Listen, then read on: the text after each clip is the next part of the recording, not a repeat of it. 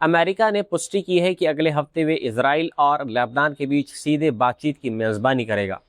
अमेरिकी विदेश विभाग के एक अधिकारी ने बताया है कि ये बैठक सीज़फायर बातचीत को अब आगे बढ़ाने के लिए आयोजित की जा रही है। रिपोर्ट्स के मुताबिक इस वार्ता में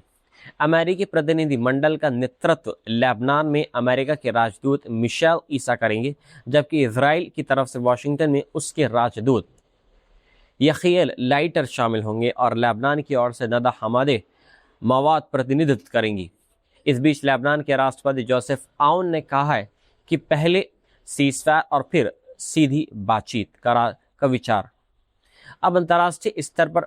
तेजी से समर्थन हासिल कर रहा है, लेकिन ज़मीन पर हालात अभी भी बेहद गंभीर बने हुए हैं, क्योंकि इजरायली सेना ने लेबनान पे हमले और ज़्यादा तेज़ कर दिए और सिर्फ हालिया हमलों में 300 से ज़्यादा लोगों की मौत और 1100 के आसपास में लोग घायल बताए जा रहे हैं।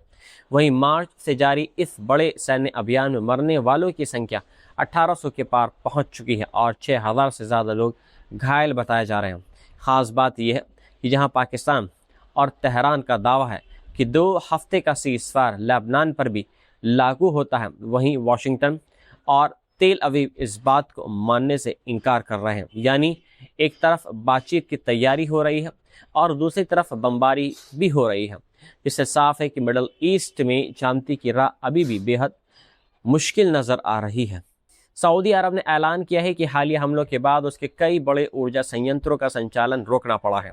सरकारी एजेंसी सऊदी प्रेस एजेंसी के मुताबिक ये हमले तेल और गैस उत्पादन, ट्रांसपोर्ट, रिफाइनिंग और पेट्रोकेमिकल प्लांट्स के साथ साथ बिजली संयंत्रों पर भी हुए हैं,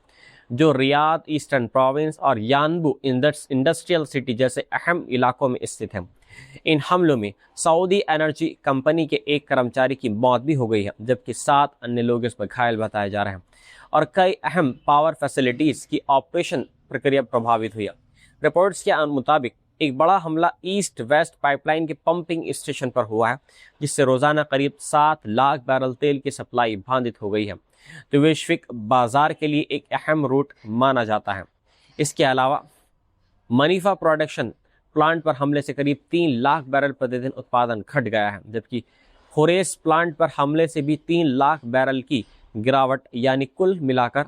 सऊदी उत्पादन क्षमता में करीब 6 लाख बैरल प्रतिदिन की कमी दर्ज की गई है। इतना ही नहीं, जुबेल में SATORP फैसिलिटी, रास तनूरा रिफाइनरी, यानबू की समरेफ रिफाइनरी और रियाद रिफाइनरी जैसे बड़े रिफाइनिंग केंद्र भी निशाने पर आए हैं,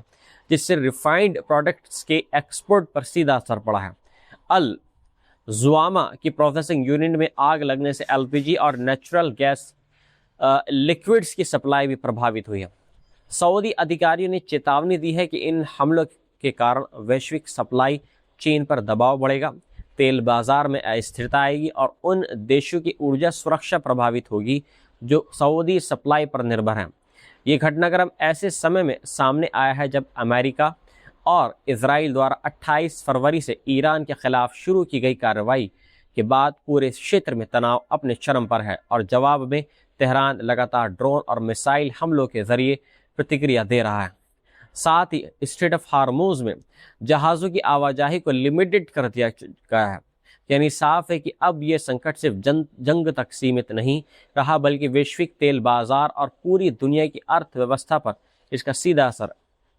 डाल रहा है। ईरान ने साफ तौर पर पाकिस्तान को संदेश दे दिया है कि जब तक इजराइल लेबनान पर हमले बंद नहीं करता, तब तक वह इस्लामाबाद में अमेरिका के साथ किसी भी शांति वार्ता में हिस्सा नहीं लेगा। ईरान की सरकारी एजेंसी फारस न्यूज़ एजेंसी ने एक जानकार सूत्र के हवाले से बताया है कि ईरानी प्रतिनिधि मंडल ना तो इस्लामाबाद पहुंचा है और ना ही उसकी कोई ऐसी योजना है वहां जाने की। इस रिपोर्ट में अमेरिकी मीडिया के उन दावों को भी खारिज किया गया है जिनमें कहा यह गया था कि ईरानी टीम पाकिस्तान पहुंच चुकी है। ईरान ने साफ अल्फाजों में बोल दिया है कि जब तक लेबनान में सीज़फायर लागू नहीं होगा, तब तक कोई बातचीत नहीं होगी। वहीं ईरान के विदेश मंत्रालय के प्रवक्ता इस्माइल बाकई ने भी दो टूक कहा है कि अमेरिका अगर सच में बातचीत चाहता है तो उसे हर मोर्चे पर ख़ास तौर पर लेबनान में सीज़फायर की अपनी प्रतिबद्धताओं को निभाना होगा। इस पूरे घटनाक्रम के बीच हालात और ज़्यादा गंभीर होते जा रहे हैं, क्योंकि एक तरफ पाकिस्तान की मध्यस्थता में 2 हफ्ते के सीज़फायर की बात कही जा रही है और दूसरी तरफ अमेरिका और इजराइल ये मानने को तैयार ही नहीं है कि यह सीज़फायर लेबनान पर लागू भी होता है। इस बीच लेबनान में इजरायली हमले और ज़्यादा तेज़ हो गए हैं, जहां लेबनानी सिविल डिफेंस के मुताबिक केवल हालिया हमलों में 300 से ज़्यादा लोगों की मौत और 1100 से ज़्यादा लोग घायल हो चुके हैं, जबकि मार्च से जारी इस बड़े ऑपरेशन में कुल मौतों का आंकड़ा 1800 के पार पहुंच चुका है और हज़ारों लोग जख्मी हो चुके हैं। यानी साफ है कि कूटनीतिक कोशिशों के बावजूद ज़मीन पर जंग और ज़्यादा भड़कती नज़र आ रही है और अब पूरी दुनिया की नज़र इस बात पर टिकी हुई है कि क्या लेबनान में सीज़फायर होगा या ये टकराव और बड़े युद्ध में बदल जाएगा। बेंजामिन नेतन्याहू ने साफ तौर पर खुला ऐलान कर दिया है कि लेबनान में कोई सीज़फायर नहीं होगा। सोशल मीडिया प्लेटफॉर्म एक्स पर जारी अपने वीडियो बयान में नेतन्याहू ने कहा है कि जब तक उत्तरी इलाकों में रहने वाले लोगों की सुरक्षा बहाल नहीं होती है, हिजबुल्लाह को पूरी तरीके से निहत्ता और न्यूट्रलाइज नहीं कर दिया जाता है और एक स्थायी शांति समझौता नहीं होता है, तब तक जंग नहीं रुकेगी। दिलचस्प बात यह है कि एक तरफ नेतन्याहू ने सीधे बातचीत शुरू करने का आदेश दे दिया है, तो दूसरी तरफ उन्होंने ये भी साफ कर दिया है कि बातचीत के बावजूद बमबारी जारी रहेगी। उन्होंने दावा ये किया है कि इजराइल ताकत के दम पर असली शांति हासिल करने की कोशिश कर रहा है और हालिया सैन्य कामयाबियों ने इजराइल के अंतर्राष्ट्रीय रिश्तों में बड़े बदलाव ला दिए हैं। इसी बीच अमेरिका ने भी पुष्टि की है कि अगले हफ्ते अमेरिका में इजराइल और लेबनान के बीच सीज़फायर पर बातचीत हो सकती है, जिसकी पहली बैठक वाशिंगटन में स्टेट डिपार्टमेंट में होने की संभावना है। रिपोर्ट्स के मुताबिक इन बातचीतों में अमेरिकी प्रतिनिधि मिशेल ईसा, इजराइल की तरफ से यखियल लाइटर और लेबनान की ओर से नदा हामिदी मवाद शामिल होंगे। लेकिन ज़मीन पर हालात बिल्कुल अलग तस्वीर दिखा रहे हैं, क्योंकि इजराइल ने लेबनान में हमले और ज़्यादा तेज़ कर दिए हैं और ये सिर्फ हालिया हमलों में 300 से ज़्यादा लोगों की मौत और 1100 के आसपास लोग इसमें घायल हो चुके हैं। वहीं मार्च से जारी इस बड़े सैन्य अभियान में मरने वालों की संख्या 1800 से ऊपर पहुंच चुकी है। दूसरी तरफ अली फैयाद ने साफ बोल दिया है कि बिना सीज़फायर की किसी भी तरह की सीधी बातचीत स्वीकार नहीं होगी और लेबनान सरकार से मांग की है कि पहले इजराइल हमले रोके, सेना पीछे हट जाएगी और विस्थापित लोगों को उनके घरों में वापस भेजा जाए। वहीं लेबनान के राष्ट्रपति जोसेफ आउन ने कहा है कि पहले सीज़फायर और फिर बातचीत का रास्ता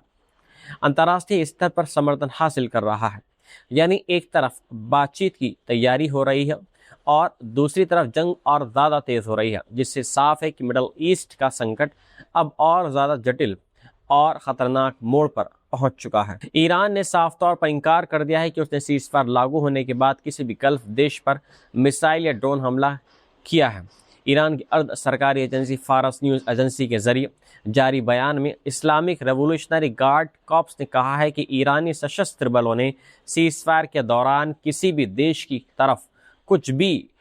रॉकेट नहीं दागे और मिसाइल दागी हैं। IRGC ने उन मीडिया रिपोर्ट्स को पूरी तरीके से खारिज कर दिया है जिसमें दावा ये किया गया था कि क्षेत्र के कई देशों में सुविधाओं पर हमले हुए हैं। बयान में ये भी कहा गया है कि अगर ऐसे हमले भी हुए हैं तो इसके पीछे या तो ज़ायनिस्ट दुश्मन या इजराइल हो सकता है या फिर अमेरिका। ईरान ने दो टूक बोल दिया है कि उसकी सेना द्वारा किया गया कोई भी हमला खुले तौर पर घोषित किया जाता है और जो कार्रवाई आधिकारिक बयान में शामिल ही नहीं होती उसका ईरान से कोई लेना देना नहीं है। आपको बताते चलें कि मंगलवार को अमेरिका और ईरान के बीच 2 हफ्ते के सीज़फायर का ऐलान हुआ था, जिसे पाकिस्तान की मध्यस्थता में कराया गया था।